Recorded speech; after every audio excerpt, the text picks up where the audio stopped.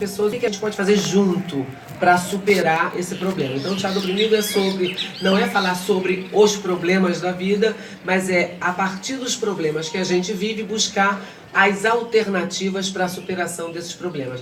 E a gente sabe que as alternativas, elas são coletivas, elas só podem ser coletivas, né? Então a partir de um eu, a gente tenta buscar um nós, e esse nós tenta junto encontrar os caminhos possíveis.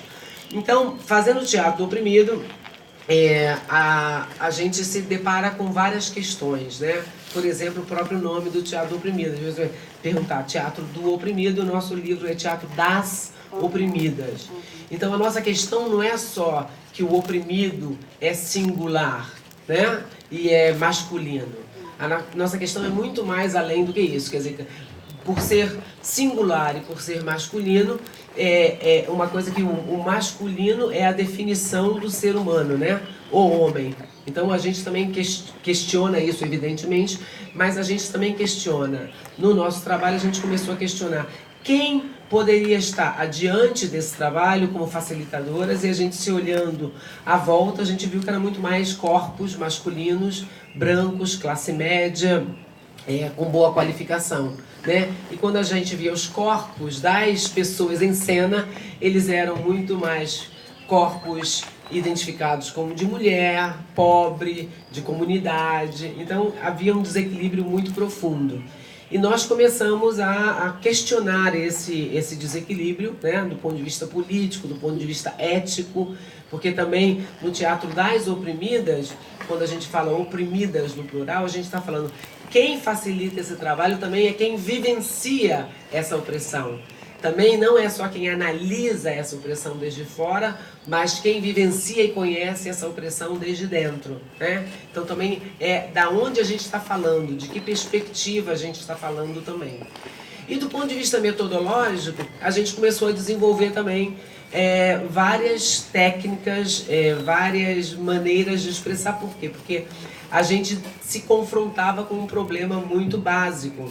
Os problemas que nós, que somos percebidas como mulheres no mundo, são problemas que nós somos responsabilizadas por eles, nós somos culpabilizadas por eles. Quer dizer, o problema que nós enfrentamos é um problema nosso, né? Não é um problema da sociedade. Então também a gente queria mudar a maneira de representar esse problema.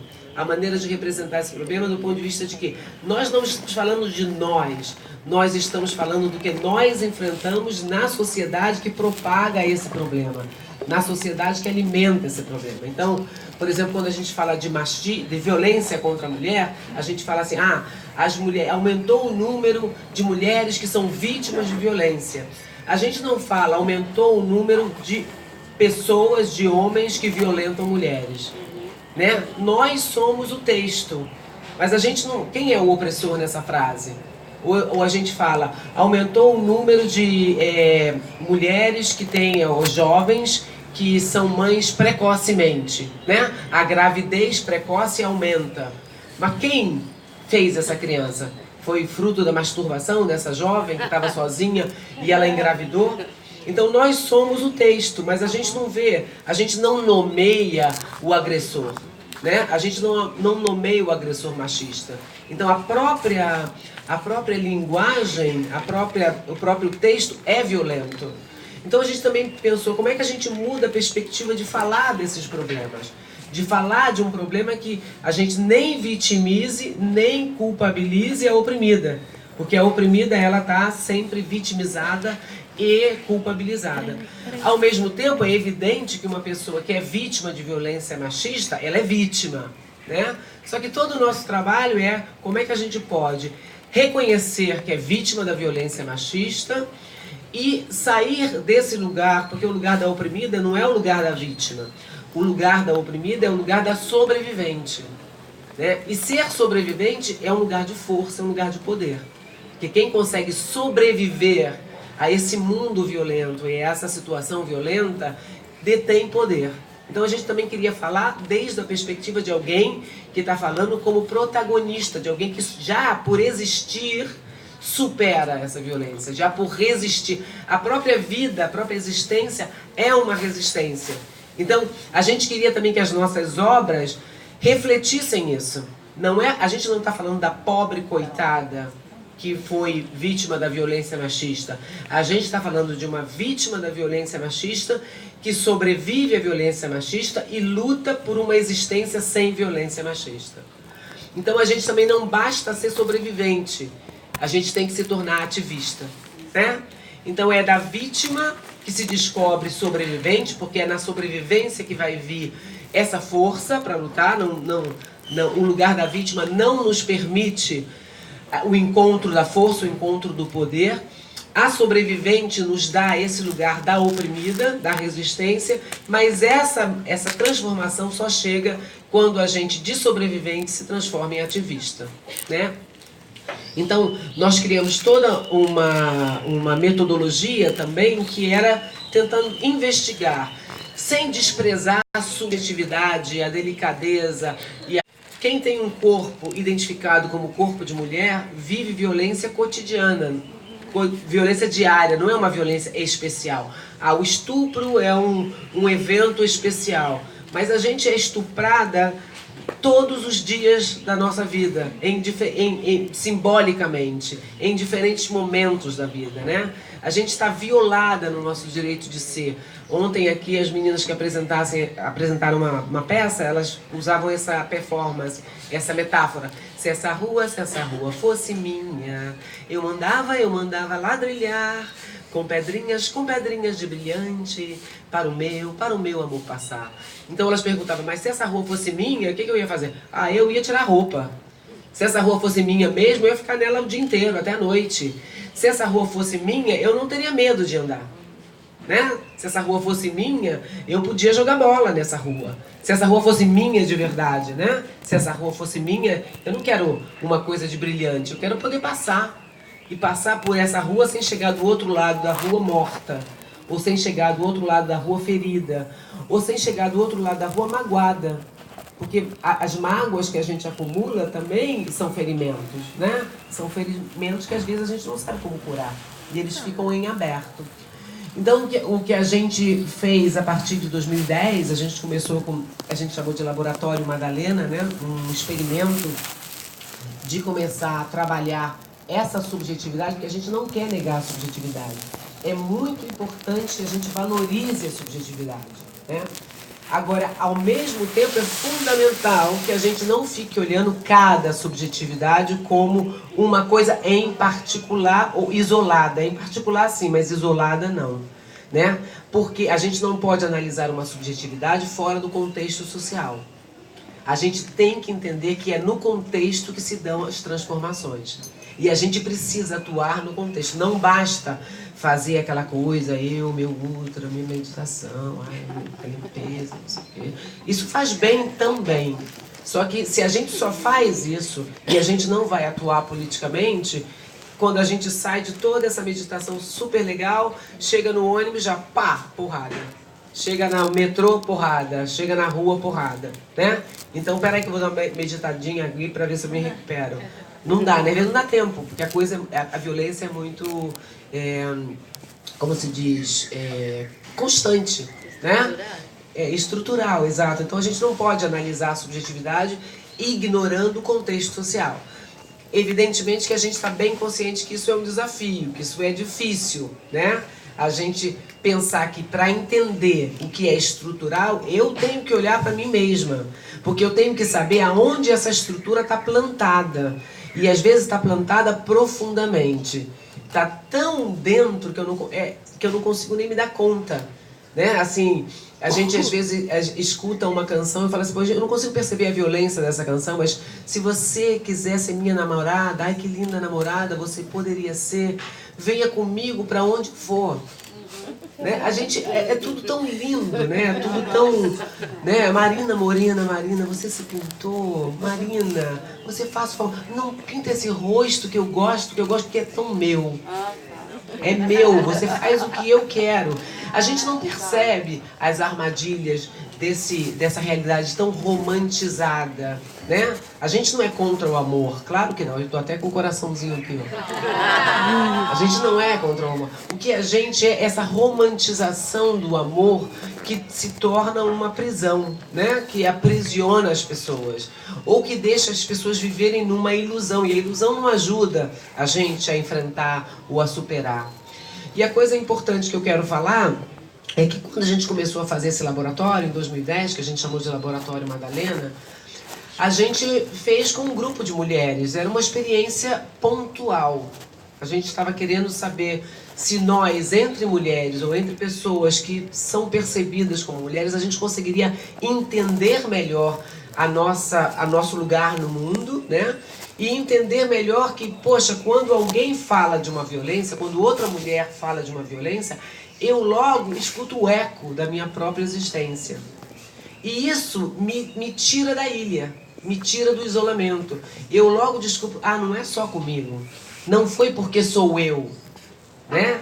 Não foi porque sou eu em particular. Ela também viveu, ela também... E quando a gente está numa sala e descobre que ela, eu, todo mundo na sala viveu em alguma medida a mesma coisa, a gente fala, pô, não é sobre mim, né? Eu não tenho uma culpa particular. Eu não falhei em especial. A estrutura da realidade está toda montada para que eu me sinta culpada pelo que acontece comigo. Mas isso está errado. E a gente precisa fazer alguma coisa sobre isso. E é interessante a gente ver, e a Mariana vai falar um pouco, quando a gente fez esse laboratório e pensou que era uma experiência particular, o que aconteceu é que todas as mulheres que estavam nesse laboratório foram multiplicar. E começou que elas iam fazer com outros grupos de mulheres. E a gente começou a ter um problema. Meu Deus, o que está acontecendo agora? Está acontecendo que as outras mulheres falaram, não, isso não é para ficar só para mim. Eu tenho que trabalhar no meu grupo também. Eu tenho que...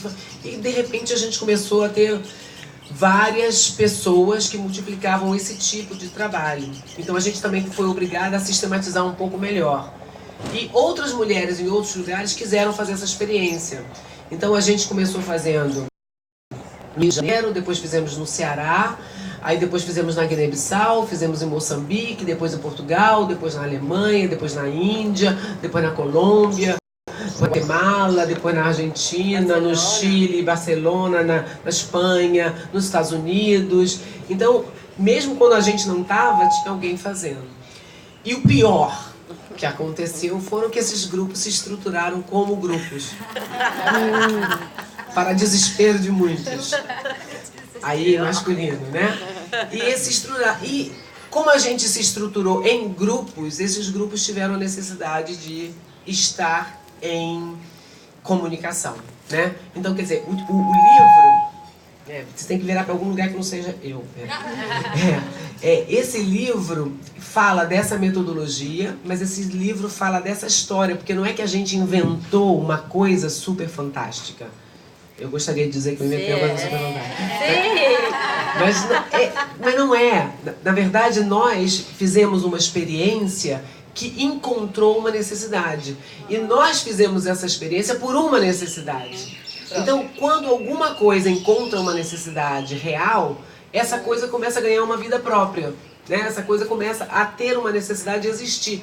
Mas não era uma necessidade qualquer, era uma urgência.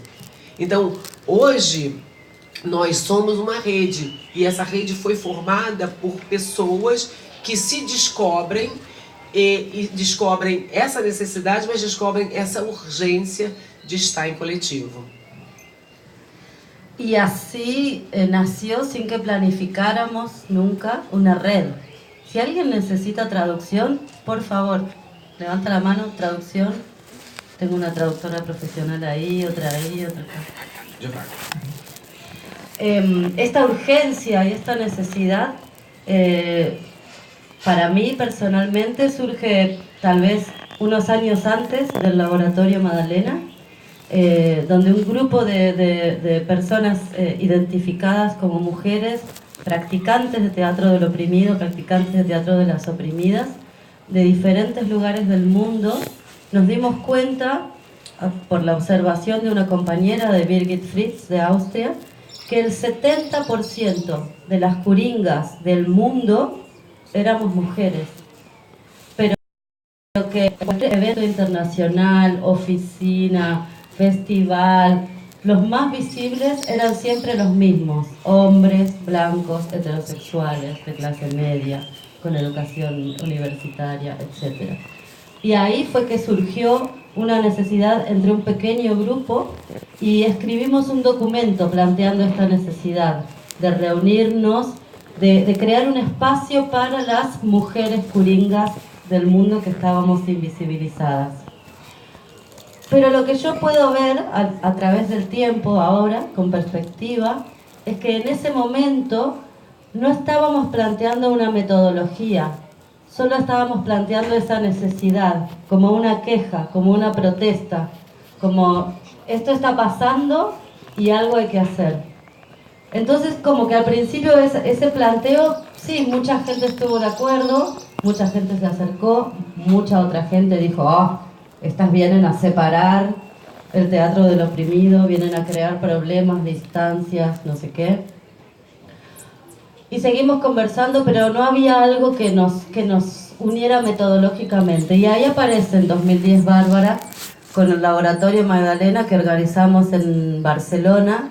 Y ahí fue como, es acá, es esta necesidad, esta urgencia, pero organizada metodológicamente con el método que nosotras practicamos, que venimos practicando de muchos años, con esa metodología, con esas técnicas aplicadas a investigar estas necesidades y estas urgencias, es que pasó lo que contaba Bárbara, que voló por el mundo de una manera muy rápida, muy rápida. Aún no pasaron 10 años, son casi 10 años y la Red Magdalena Internacional hoy tiene grupos en todos los continentes, se habla en todos los idiomas, se canta en todos los idiomas, cada uno en su propio contexto, con sus propias particularidades, necesidades, pero compartiendo una metodología que es común a todas, en donde todas podemos sentirnos apoyadas, acompañadas, que no estamos solas, que cuando surge cualquier urgencia, cualquier problemática local, hay una red que contiene. Y eso es increíble sentirse así y que eso se haya logrado en tan poco tiempo. ¿Se entiende? ¿O voy más lento? ¿Sí? Yo quería hablar también antes de hablar de la red, empecé a hablar de la red, pero antes quería hablar de esta persona que está acá, la señora Bárbara Santos, de su increíble generosidad y de su increíble humildad a la hora de compartir su trabajo con todas nosotras y con todos nosotros. Cómo ha tenido la capacidad en cada uno de sus libros, no solo en este último Teatro de las Oprimidas, pero en cada uno de esos libros, siempre comienza agradeciendo a los grupos, los colectivos, las personas y los individuos e individuas que han participado de esos procesos que le han llevado a escribir esos libros. Y eso para mí hay que destacarlo, es muy importante. Como una persona que podría estar en el centro de eu, es nosotras. Es siempre parte de reconocer los procesos colectivos de trabajo que han llegado a que existan todos estos libros ahora y ojalá que muchos más. Y eso me parece muy importante, pero también esa humildad y esa generosidad unidas a ese propio reconocimiento que es tan necesario en nosotras, personas identificadas como mujeres, es el autorreconocimiento de también ponerse en el centro y también reconocer su propia trayectoria, sus aportes al movimiento, su propio recorrido, que es la que a tantas personas nos ha acompañado, nos ha sostenido, reforzado. Sí, vos podés, sí, hacelo, podés escribir, podés actuar, podés todo. Y eso es súper, súper destacable para mí. No de nada.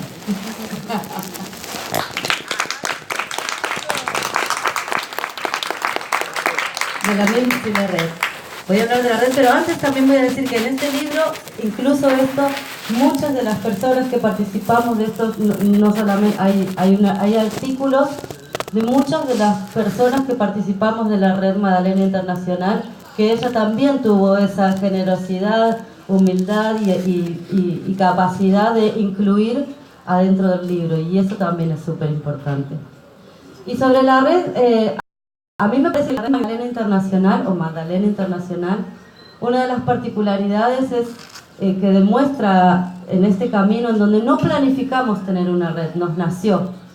Es como un embarazo no deseado, solo que no quisimos abortar. Y la tuvimos. Y nos nació sin querer, pero fue esa necesidad que hizo que de repente empezásemos a crecer de manera tal que hoy tenemos que pensar cómo estructurar esa red para que pueda funcionar, una estructura que pudimos desarrollar hace poco y que está publicada en el libro, y una capacidad, para mí es ejemplo de capacidad de autocrítica, de superación y de proceso que siempre va un poco más allá. Porque muchas de las cosas que nosotras decíamos y defendíamos así como súper fuerte al principio de la red, hoy es un discurso que ya no tenemos. Pero tenemos la capacidad de poder volver atrás, decir, eso creíamos hace 8, 9, 7 años, ahora no. Es parte de nuestra historia, no se va a esconder. No vamos a poner debajo de la alfombra, de la carpeta, cosas con las que hoy no acordamos, no estamos de acuerdo. Pero fueron parte de nuestro proceso. Y me parece que este es uno de los ejemplos más importantes de la Red Magdalena Internacional. Cómo ha podido construirse, revisarse y reconstruirse a partir de esa revisión. Cómo hay tantas preguntas que nos hacíamos que nos llevaron a respuestas o a nuevas preguntas que hoy nos colocan en otro lugar. Hablando, por ejemplo, del principio del laboratorio, que era planteado para mujeres. Ese título, ¿no? Mujeres. Y que era planteado, me acuerdo cuando organizábamos el laboratorio en Barcelona, Bárbara me decía, no vamos con la bandera feminista por delante. El laboratorio es para toda mujer que lo necesite, no para la mujer que lo pueda hacer. Buscamos la mayor diversidad de mujeres, y esa era la palabra que resonaba todo el tiempo, ¿no? Mujeres, mujeres, mujeres. Y hoy podemos decir que muchos de esos grupos que empezaron solo porque entraban por el Laboratorio Magdalena dirigido a mujeres, nos encontramos en la búsqueda de cómo incluir a todas las otras identidades que no son varones cis, heterosexuales, bla, bla, bla, bla. Y cómo hemos podido reconstruirnos a partir de ahí y hoy abrirnos a todo otro universo de personas. Así que creo que eso, que hay un montón de grupos por todo el mundo que pueden ver en el libro dónde están situados, que al principio, tengo algo acá anotado que no me quiero olvidar, que al principio pensábamos que la historia la hacían otras, la hacían otros, y que nos metimos en ese centro, nos pusimos como centro, ocupamos un montón de espacios y ahora podemos decir que la historia la escribimos nosotras. E antes de passar a palavra para vocês, obrigada, Marina.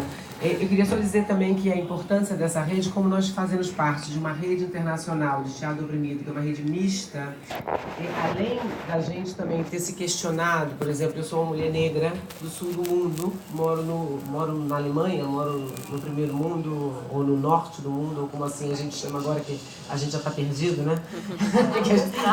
Esse é democracia, esse não é democracia, a grana toda já está meio bagunçada.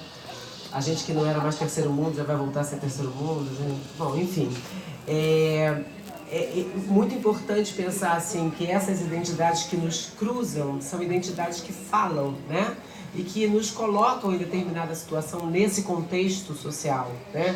Então a gente não confronta só a situação de ser percebida como mulher, mas ser percebida como mulher negra ou ser percebida como mulher dos povos originários são percepções distintas, né? Ou ser percebida como uma mulher em trânsito são percepções que geram violências distintas, as violências que dialogam também entre si, né? E não é fácil.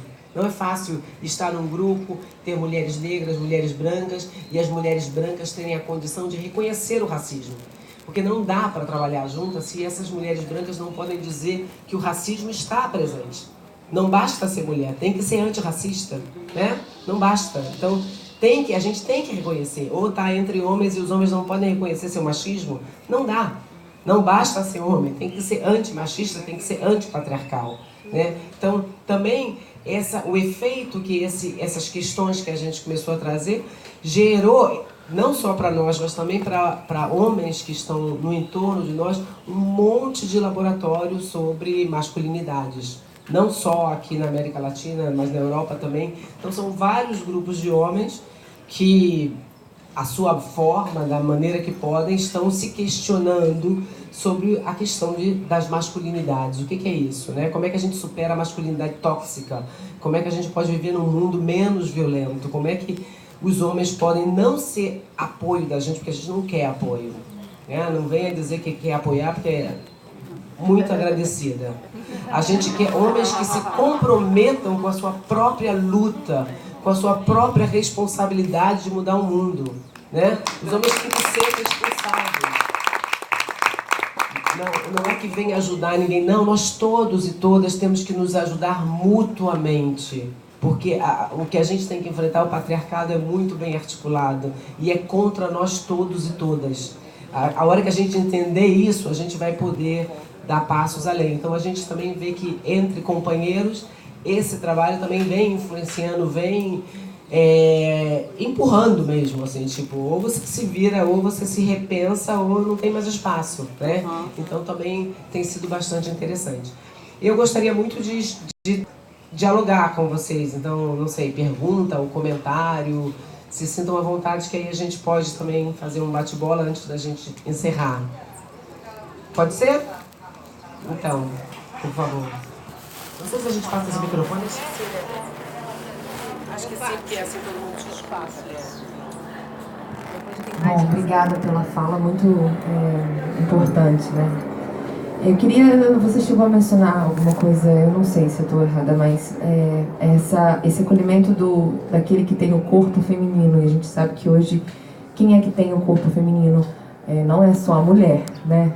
E como que é esse trabalho de recepção e como vocês lidam com a comunidade LGBTQI e os estrangeiros? Como que é isso? Vocês têm essa presença desses corpos que estão aí, e alguns, na verdade, nesse entre, né? Como é que é essa questão identitária?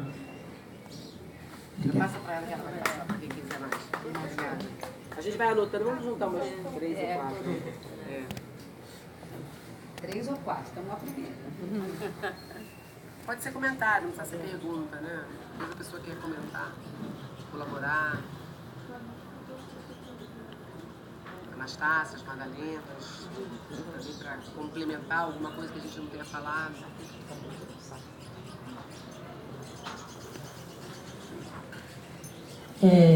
Eu só queria perguntar se já há algum novo projeto para algum novo livro.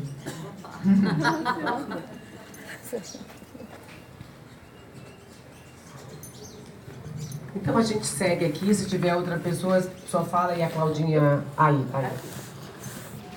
Eu só queria saber como é que é o cotidiano da rede. Vocês falaram da rede, mas como ela funciona no seu cotidiano, né?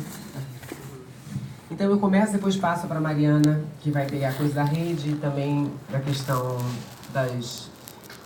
Eu acho que eu começaria aí no que você falou. A gente não acolhe, a gente acolhe necessidades, não é que a gente faz um trabalho social para as pessoas sociais, né? Não, a gente acolhe pessoas que se dão conta da sua própria necessidade e a gente, na verdade, não inventa espaços, né? Esses espaços têm que ser criados, a gente não tem essa responsabilidade, né? E sim, a gente tem um projeto falando da nossa rede. A gente, por exemplo, a questão da negritude, a questão do racismo, para a gente foi um ponto muito fundamental. E, na verdade, estava aqui nesse Teatro das Oprimidas, dentro estava todo o processo que a gente fez, que a gente chama que é um processo Anastácia, né? Que é o Laboratório Anastácia, que negros e negras investigam a questão de ser negro ou negra nesse país, nesse mundo, né? Então, o próximo livro é sobre isso, sobre toda a coisa que a gente está desenvolvendo metodologicamente também sobre as questões raciais e o teatro do oprimido, o teatro das oprimidas no nosso caso.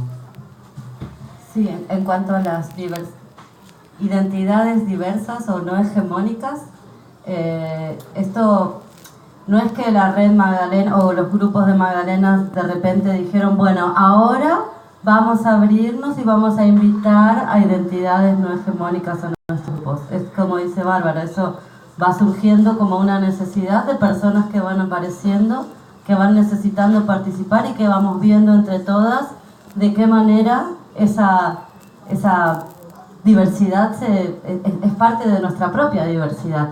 De la misma manera que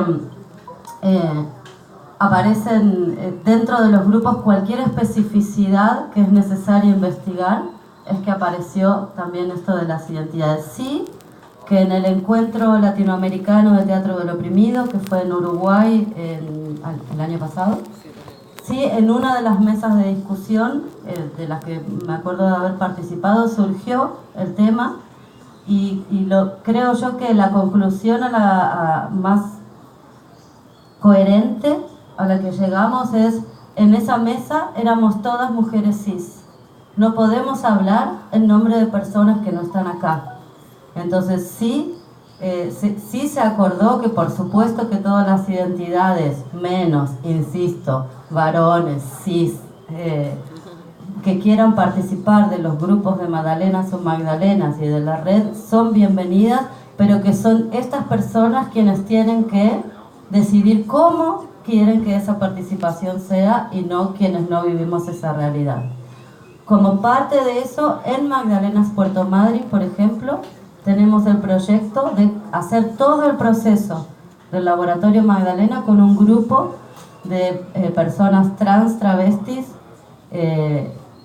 con la premisa de este laboratorio, cuando fue pensado originalmente, fue pensado por mujeres cis, para mujeres cis, ahora lo compartimos y ustedes deciden qué queremos hacer con esto.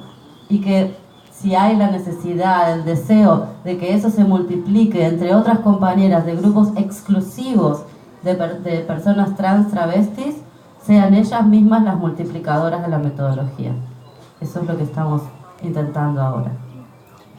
Talvez para falar como é que a rede funciona, nós começamos fazendo encontros internacionais, né? Fizemos 2 encontros em Berlim, 2012 e 2013, que eram encontros também que surgiram por uma necessidade. As pessoas começaram a multiplicar essa metodologia e dizer, a gente precisa trocar, precisa ter algum lugar que a gente troque essa experiência.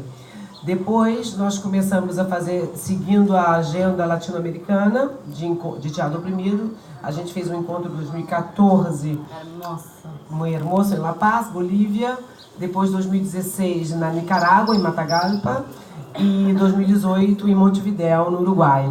Então nós fizemos, as Madalenas de Porto Madryn fizeram o primeiro festival de teatro das oprimidas, que foi na Patagônia, Argentina, e nós, as Madalenas de Berlim, fizemos o segundo festival internacional, que foi em Berlim, na Alemanha, que foi em 2017. E para o próximo ano, né, a gente vai ter um outro festival que ainda não está definido o local, mas acho que vai ser Buenos Aires, né? Talvez. Um pouco mais cerca. Então o que a gente tenta fazer é ter alguns encontros periódicos, mas está sempre em conexão virtual. A gente tem um blog, a gente troca muito. Então ano passado aqui no Rio de Janeiro a gente fez um grande seminário de formação, né, de estéticas feministas para poéticas políticas, que foi uma formação para essas mulheres que trabalham com outras mulheres ou com esses grupos de pessoas, e os grupos variam, né? Por exemplo, nós temos, aqui a gente vai ver depois, para quem quiser, o grupo coletivo Madalena Anastácia, que é parte da nossa rede, mas é um coletivo de mulheres negras. Então, no coletivo de mulheres negras, nós começamos a também desenvolver metodologias que atendessem a perguntas específicas, né? Então, a gente também desenvolveu o nosso laboratório com essa inspiração, mas também desenvolvemos algumas técnicas específicas, porque a gente está falando de um tema específico, ser mulher negra no mundo racista, e que não reconhece o racismo, no nosso caso, né? No nosso caso é um pouco mais grave, porque tem o racismo, mas não existe, né? Nem racista, nem o racismo, mas só a gente que sente. Então também a gente tem que confrontar essa coisa de parecer louca, né? Vocês estão vendo uma coisa que ninguém vê, né? sei se alguém quer comentar alguma outra coisa, falar. Olá, bom dia. Eu gostaria, na verdade, eu acho que continuando um pouco do que você já falou, Bárbara, sobre a rede, vocês já falaram, mas é entender um pouco mais de como realmente está repercutindo enquanto ações sociais concretas e continuadas, né? Porque a gente já está vendo aí, né, com o livro e tudo, mas entender um pouco mais o que vocês têm vivenciado nesse sentido. E pensar um pouco, porque as peças, os teatros fóruns normalmente problematizam essa normativa do que ser mulher, né? E como vocês entendem essa constituição de uma, vamos pensar assim, uma outra performatividade para a mulher mesmo, que é isso que a gente problematiza ou pensa no teatro fora, é conceber estratégias outras e também entender um outro ser mulher nesse contexto, né? Então, um pouquinho... Mais alguém? Olha lá. Grata, eu infelizmente peguei aqui no final, mas eu gostaria de saber a metodologia. Você falou a palavra metodologia e eu instigou interseccionalidade ou não? Algo mais? Bom, eu vou pegar um pouquinho ali, depois você sai com a rede, né? Essa coisa do Teatro Fórum, quando eu falei no início, por exemplo, como é que é essa performar ser mulher? Cada grupo, cada coletivo vai ter a sua pergunta, né? Evidentemente, se você tem um coletivo onde as pessoas elas têm uma percepção de quem elas são, a pergunta delas vai estar conectada com essa percepção que elas próprias têm, né? O mundo vê a gente de uma maneira. O nosso mundo é um mundo binário. Ele vê a gente entre rosa e azul. Nós não somos, na realidade, a nossa realidade não é binária, né? A realidade você vê que são várias cores, várias percepções, várias performatividades no real. Mas o mundo continua sendo assim. Então, quer dizer, as pessoas vivendo nesse mundo, que perguntas elas têm? O que elas querem transformar? De um modo geral, o Teatro das Oprimidas tem como objetivo a superação do patriarcado, né? Então, nosso foco é pensar que nós estamos num sistema que nos agride. Agora, as nossas perguntas vão ser diversas, porque um grupo de mulheres negras, a questão do racismo é muito central na questão de performar um ser qualquer, entende? Então, o racismo é muito central nessa performance, do que vai ser como gênero ou não, né? Então, a pergunta tem que ser a pergunta que esse grupo de pessoas... Agora, é interessante que no processo da nossa metodologia, e eu vou para você... completamente interseccional, completamente, porque não dá para pensar eu sou mulher, não, nós somos uma rede com pessoas muito distintas, inclusive pessoas que nasceram mulheres cis e não querem mais ter o título de mulher. Tem pessoas que querem ser chamadas de lésbica. Eu não quero mais ser mulher lésbica, eu quero ser lésbica. Tem mulheres que são dos povos indígenas, né? Então tem uma outra percepção sobre gênero. Dependendo de que povos você vem, gênero não é definido como a gente aprendeu azul e rosa, né? Até para fazer a tinta rosa e azul, mas, né, já não combinou, né? Entendeu? Já nem tem a tinta, né? Já não. O negócio é mais vermelho, né? Não é negócio de azul, rosa, né? Não sei.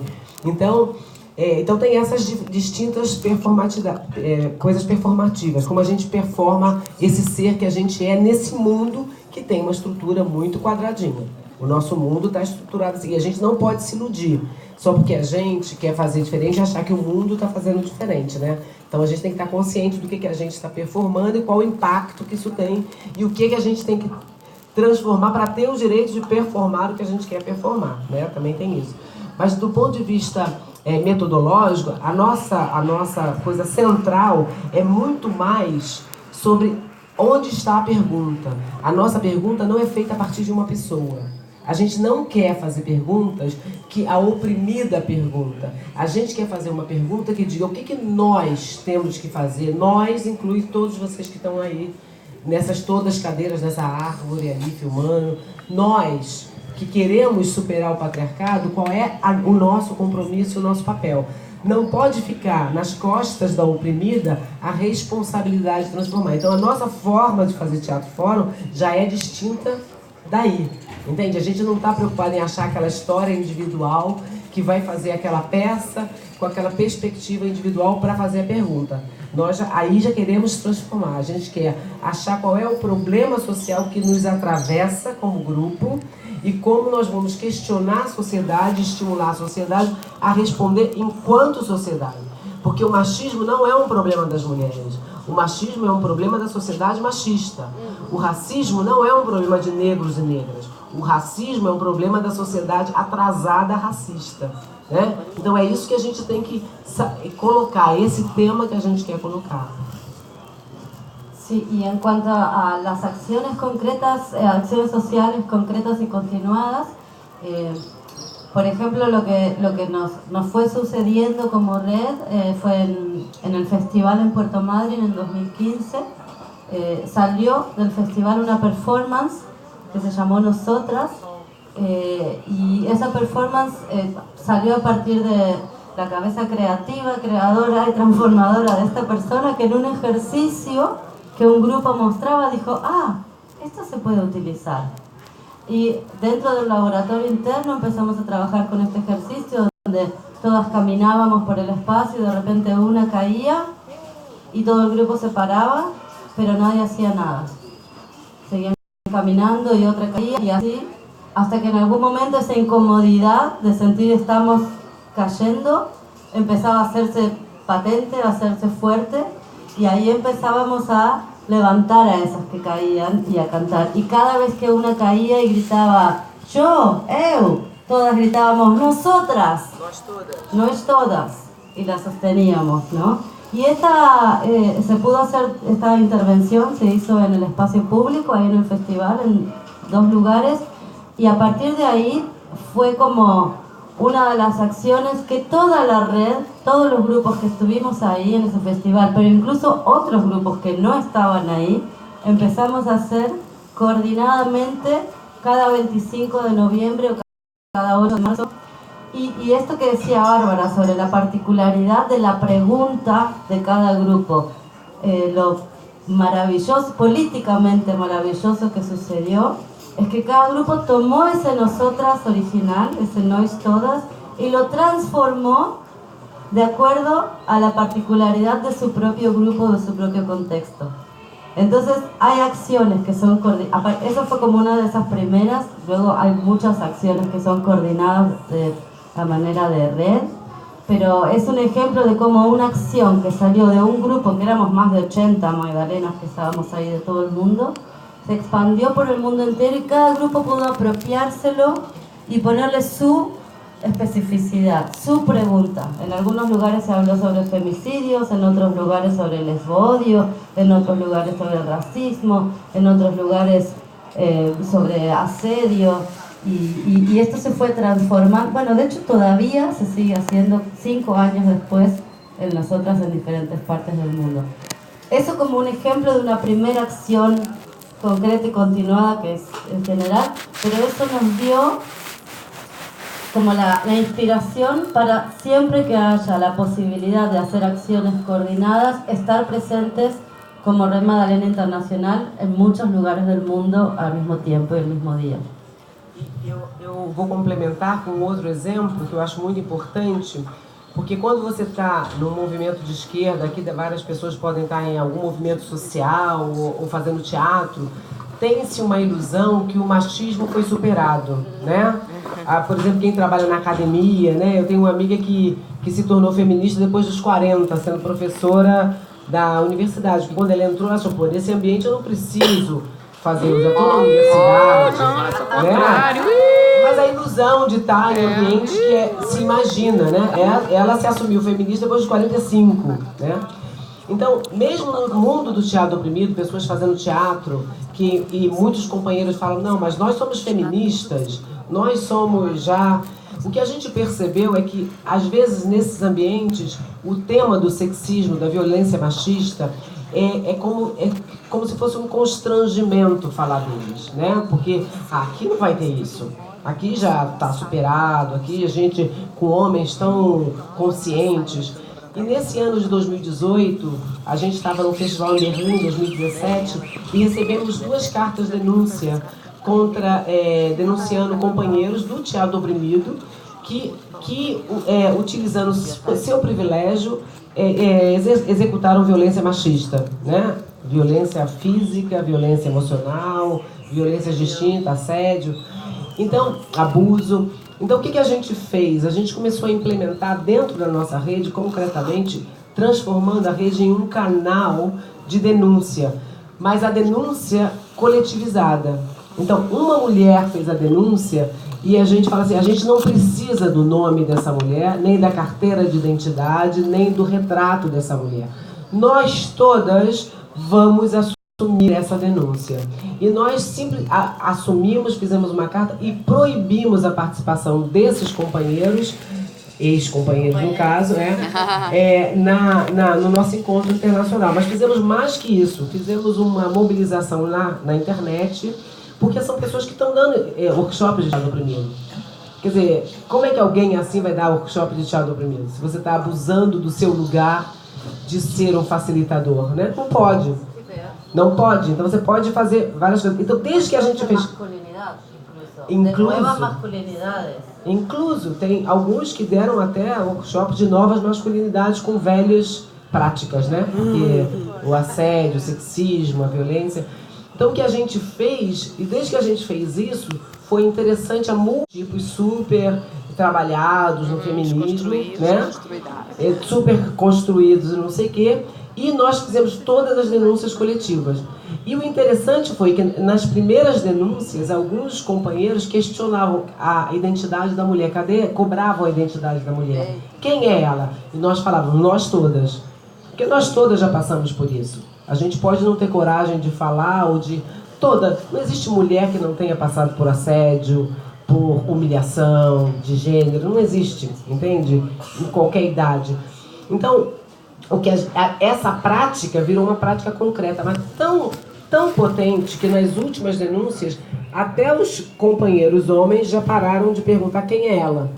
Porque ele dizia, não é uma denúncia anônima, nós não estamos fazendo denúncia anônima, nós estamos fazendo denúncia coletiva. Não é anônima a denúncia coletiva, ela é múltipla, ela não é anônima porque a gente está botando os nossos nomes, os nossos coletivos lá. Sí, y eso me hace pensar en cómo ese ejercicio del Festival de 2015 no es todas una metáfora, o sea, sucedió al revés, ¿no? Primero la metáfora y esta es la concreción en la realidad de esa metáfora estética que surgió en el festival. No es todas, no es una, somos todas.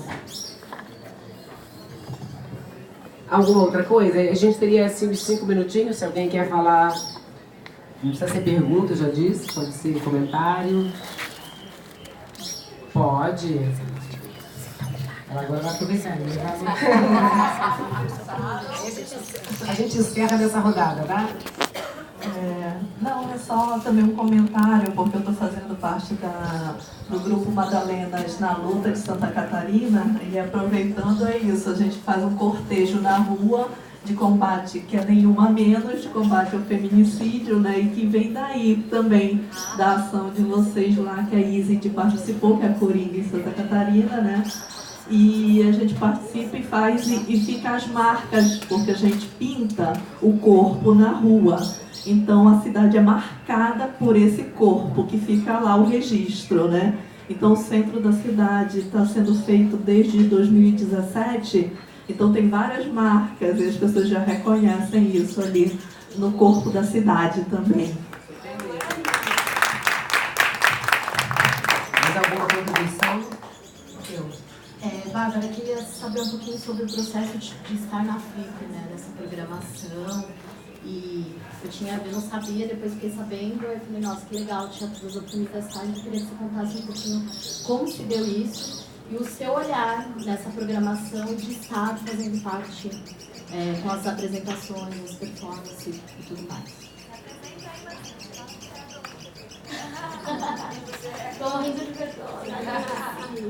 Eu sou a Márcia de São Paulo e faço parte do Ibirá.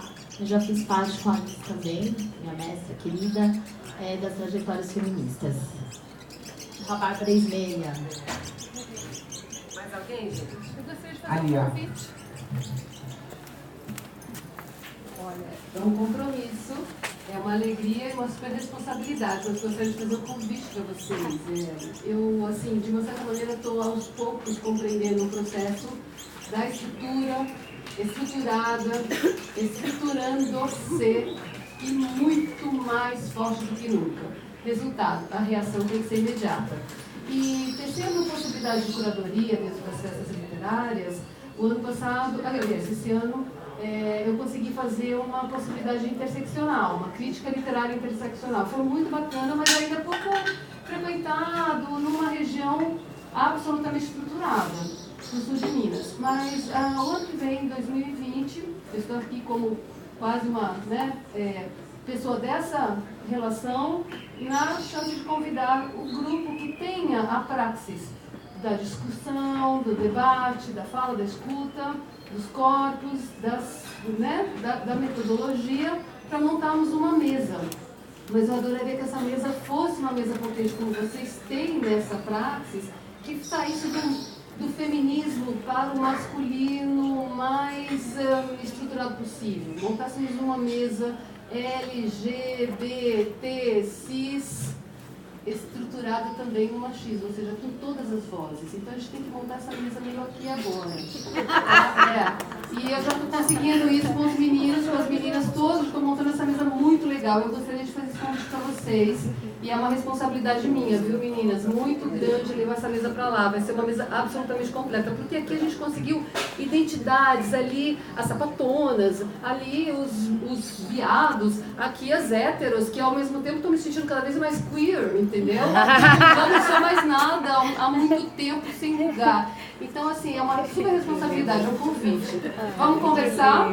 Gratidão. Olha, eu indicarei para você já, tá aí do lado da Cláudia, você fala para convidar o Centro Teatro Proibido, que o Centro Teatro Proibido tem todas essas coisas aí. De uma a outra, você vai encontrar toda, tem tudo lá. Você vai fazer uma mesa fantástica, maravilhosa, porque ele tem todos os... Mas voltando ali para o que você falou, eu acho muito importante sua provocação. Parabéns para as Madalenas na Luta de Santa Catarina, que seguem em luta há muitos anos, né? Madalenas na Luta estão desde a nossa primeira evento, 2010, Madalenas Ocupa Lapa, elas estão na luta. Parabéns, você está apoiando. Mas eu quero pegar a provocação que a Marcinha fez, porque é muito interessante quando você cria essas coisas. Por exemplo, nós somos uma rede que se chama Rede de Teatro das Oprimidas, então a gente está criando um caminho que é de gênero, que é o teatro do oprimido também, mas é o teatro das oprimidas. Então toda vez que você cria um grupo de especificidade, existe um risco. A especificidade, ela cria um risco, o risco do isolamento e o risco da esquina na periferia, né? E esse é um risco real, né? Porque, claro que quando a gente está entre a gente, que a gente sente essa força, essa potência, a nossa tendência é ficar cada vez mais entre a gente, né? E não provocar. No nosso caso, o que a gente tenta muito é provocar outros grupos, outras ações. A gente sente que a gente realmente influencia. Mas não é fácil. Não é fácil estar consciente de que você não pode ser uma ilha. Entende? Porque a ilha cria a ilusão da bolha. Você fica numa sensação que você já superou realmente o patriarcado. Porque o patriarca nem entra mais na sua bolha, que você fechou a porta. Aqui não, né? Então também é um risco, porque a ilusão não é uma coisa legal. Porque você fica iludida quando você vai para o mundo real, você não tem defesa. E o mundo real é binário, meu bem. Desculpa, né? Então a gente tem que se preparar para o mundo real, que é assim, nessa estrutura binária, né? Então a gente tem que afetar esse mundo. Então quando você fala, como é que é estar aqui? Nós lutamos também pra gente, eu admiro muito essas meninas, hoje de manhã tá falando do slam, das minas, né? Porque é uma coisa que começou parecendo muito periférica, mas é uma coisa que criou um próprio centro. A gente não quer ser periferia, a gente não quer ser periferia no sentido de ser a esquina de um centro. A gente quer ser um outro centro, um centro também, entende? Que influencia, que existe. E você imagina, você está olhando para uma mulher negra do sul do mundo, né? Que não tem nem mestrado nem doutorado, que está no seu 3º livro, né? Então, por exemplo, por que eu falo isso? Porque a tendência dessa pessoa, que sou eu, ser a esquina é muito grande. Porque eu tenho muita consciência que se eu fosse um colega meu, homem, branco, de classe média, eu estaria num outro lugar. Né? Esse meu primeiro livro, Teatro Oprimido, Raiz e Asas, ele está publicado em 4 idiomas. Ele está publicado em português, em espanhol, em italiano e em inglês. Eu tenho outro livro que chama, agora desculpa gente, eu vou me exibir um pouco. Eu tenho outro livro que chama Percursos Estéticos, que é sobre toda a pesquisa de estética que eu faço, das estéticas das oprimidas, né? E a gente está no 3º livro, né? O ano passado a gente fez a parceria com a Casa Filos e a gente estava lá numa rua. Eu achei fantástico que eles estavam lá nessa rua, que as pessoas quase nem passam. Você sabe que aqui é cheio de gente, mas se você vai andando uma rua mais, é menos gente. Outra rua, menos gente. Outra rua, a gente tá lá, não tem quase nada, né? E a gente está aqui, né? Criando espaços que não são alternativos ou paralelos, que são espaços. São esses espaços que a gente tem. E a gente se pensar também com centralidade, não se pensar na periferia da periferia da periferia. Não, nós somos a centralidade que a gente quer ser, que a gente pode ser e que a gente amplia, né, para ser. E eu acho que essas minas do slam, elas são isso, né? Elas começaram a fazer a coisa delas no espaço delas e elas viraram um espaço. E as pessoas vão no espaço delas para conhecer o que elas fazem. E é genial. Ou começa a convidá-las para outros espaços. A gente tem que contaminar, entende? Então, eu acho que o que está acontecendo em Paraty é genial, que tenham muitas coisas, porque as pessoas não seguem uma coisa oficial. Você vai aí entrando, tem uma casa não sei do que, a casa não sei do que, e tem a casa da casa da casa. E tem outras casas que não tem, nem estão no centro histórico. Mas tem o Sesc também. Tem também, entende? E tem também o cara que bota os livrinhos dele do outro lado do rio numa banquinha. E tem um navio, e tem um ônibus, entende? Então, eu acho que essa diversidade garante muitos centros. Né? Eu acho que o ruim é quando a gente tem uma centralidade que é absoluta. Né? Então, eu acho que e a gente tem que ser responsável de não deixar essa centralidade absoluta. Bom, gente... Eu agradeço imenso. ¿Você quer falar ainda, concluir alguma coisa? No, pensaba en esto que hablabas del centro y de lo necesario que es cambiar el centro de lugar, ¿no? Porque esto, si hay un centro y hay una periferia y ocupamos el centro de la periferia y no cambiamos el foco del centro, no ponemos el foco en nosotras que estamos haciendo, que estamos trabajando, que estamos compartiendo, que nos estamos cuestionando, que me quedo sobre todo con esto, con la posibilidad de autocuestionarnos, de observar eso que hacemos o que hicimos, de transformarlo y de llegar hasta otros lugares a donde estamos ahora. Cambiar el foco del centro, ponernos nosotras en el centro y transformarnos en protagonistas de esos centros. E falando do nosso método, é muito importante que a gente esteja consciente que nós, que nascemos mulheres cis, que crescemos meninas que seriam um projeto da mulher perfeita, da dona de casa, ou da esposa perfeita, ou da mãe perfeita, ou que seja, nós fomos convencidas a não nos colocarmos como prioridade das nossas vidas.